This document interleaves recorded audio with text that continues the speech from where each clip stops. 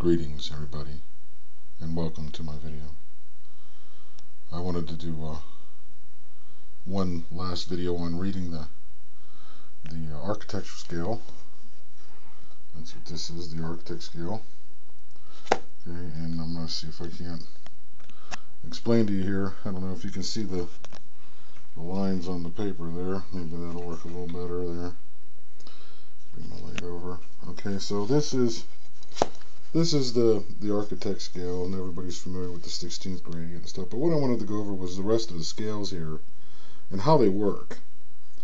Now, on this scale here, on this side is 1 1/4. I know it's upside down there, but that's what it is, and that's 1 1/8 there. I don't know if I'm going to be able to get this so that it's going to. There we go, 1 1/8. Now the 1 1/8 one you read that way, and the 1 1/4 inch you read that way. Okay, so the numbers that run along this way are for the one, and the other are for the other one. So the 8th scale actually are the smaller numbers here that are down here. So this 0 right here is for the 8th scale. This 4 is for the 8th scale. This 8 right here is for the 8th scale. That's a 12. Okay, and then this 46 right here is for the quarter scale down here. So this right here would be 0 for the quarter scale, and then this is 2, and this is 4, and this is 6. Now that's a foot now. Okay, so I'm going to flip it here. Let's do this one here because it might be a little easier for you to see it.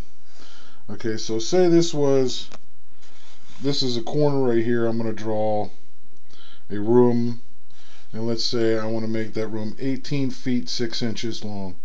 So I come down here on the line here, and I line my scale on the 18 mark. Okay, and then I come back to here.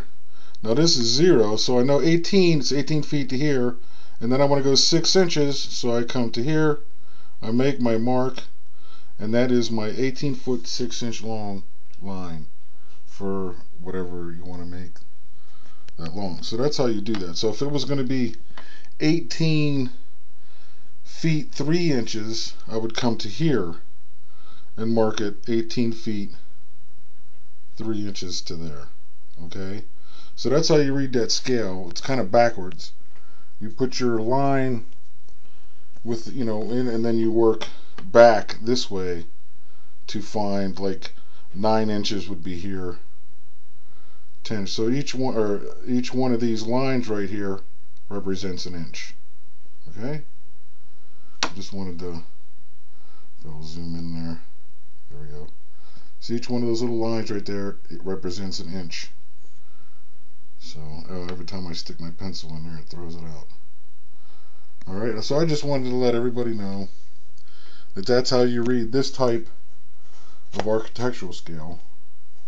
It's kind of, like if I was to come over here and go 3/16 scale, and then say I wanted to make a 32 foot line, 32 foot 6 inches, well, the same thing applies. I would put the mark on the 32 right here on my line, where I'm starting at, and then I would measure back here to the 6 inch mark right there, and that's where I'd make my mark to draw my line to make the wall or whatever that you're drawing. That would be how you use the scale. Okay, so that's on the 3/16 scale there, and if I could zoom in here, you can see that it's still divided the same way as the other scale, the 3/8 scale was. It's just a little smaller.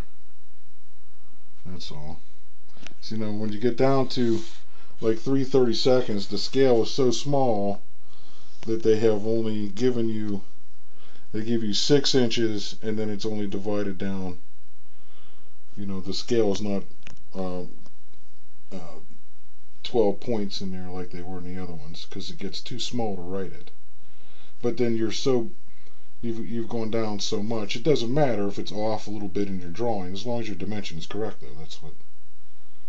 That's what really matters. You can still draw your picture close enough to be pretty. Okay, so I just wanted to bring that up about the architectural scale.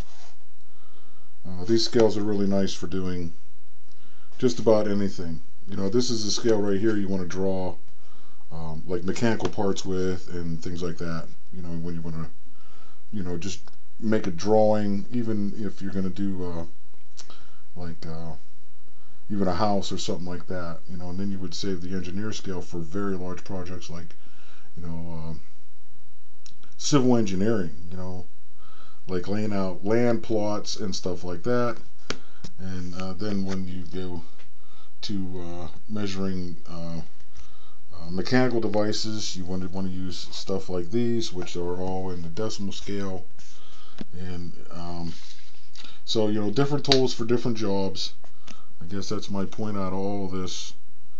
But if you're really going to get into drawing something, I suggest you get a scale like this because it'll really help you. You know, you can do an assembly and pick a scale with it, and then you can do small parts and scale them up bigger, and you can do big parts and scale them down smaller so that you can fit them on your paper and take them to a machine shop and have them made and build your apparatus. So, you know, I just wanted to mention that because, you know, like I said, this scale you kind of read backwards. So we set that on 22 right there. We'd set that on 22, and if we're doing a 22 foot 6 inches, there we go, right there. And that would mark our 22 feet 6 inches. And it doesn't want to zoom in. I wish I had a better camera, but that's alright. It's just my phone camera. Okay, well, I guess that's it for my video. Have a wonderful day. Peace.